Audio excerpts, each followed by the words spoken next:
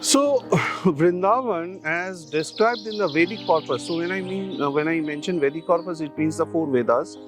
It means a place where cattle graze. Lot of grass is there, and it is most suitable place for the grazing of the cattle, or acts as a fodder for the cattle. This is in the Vedic corpus.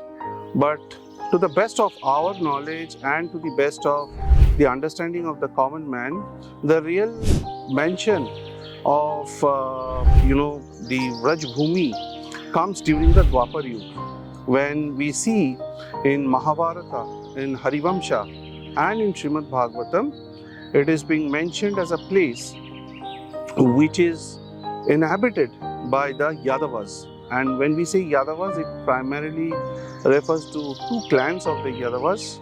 One is the Vrishinis, from which Devaki Putra Krishna, Vasudev, and Balram, they all belong to.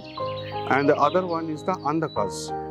So, even there in the in Dwarka also, both the clans relocate at a later stage. And in the Mahabharata war, there were Vrishni heroes of Yadavas fighting as well as the Andhakas. For example, if Krishna and Kritavarma, they were all from the Vrishni clan fighting, Satyaki was from the Andhakas. So that's how it is. From a manuscript or a scriptural perspective, the meaning of Vraj. Now, Vraj, the name Vraj comes from two sources that the legends primarily say. One is obviously Vrindavan. Vrindavan name comes from the Tulsi's, the assimilation or the accumulation of a lot of Tulsi ones, and Vrinda Devi, from there the name Vrindavan comes. But at the same time, the other legend which comes in, which we will discuss during the resurrection of Braj, which is a very important topic to understand for our viewers in the present day context, is the name coming from Maharaj Vajranath, the great grandson of Devaki Putra Krishna, and the person who resurrected Braj after Krishna left the mortal world.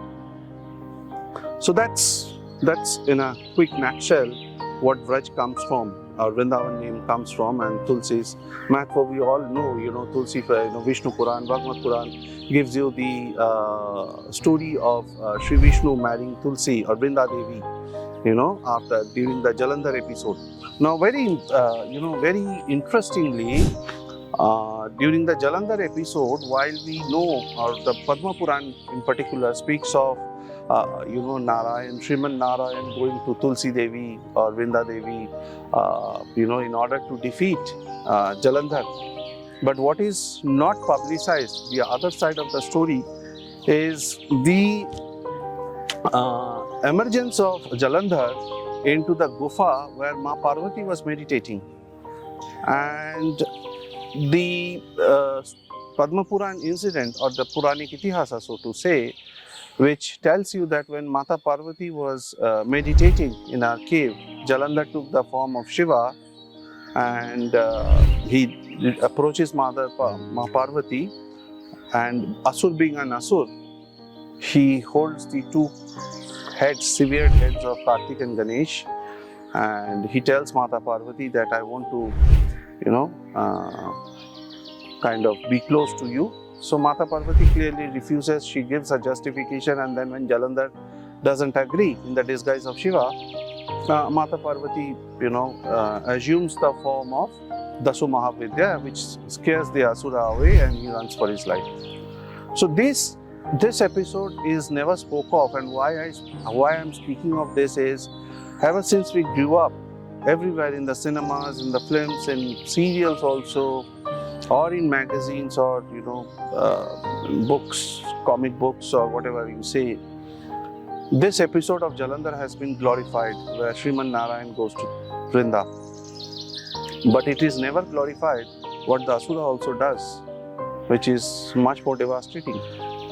So this is one part of the story which people should know, and that is when, obviously, after Sriman Narayan becomes close to Vrinda Devi, he marries her also, and when Tulsi is also kept on the head. So today, if you go to Jagannath Puri Dham, every day morning when the Shringar happens, you will find a lot of tulsi being put on the top of the head of Jagannath Mahaprabhu.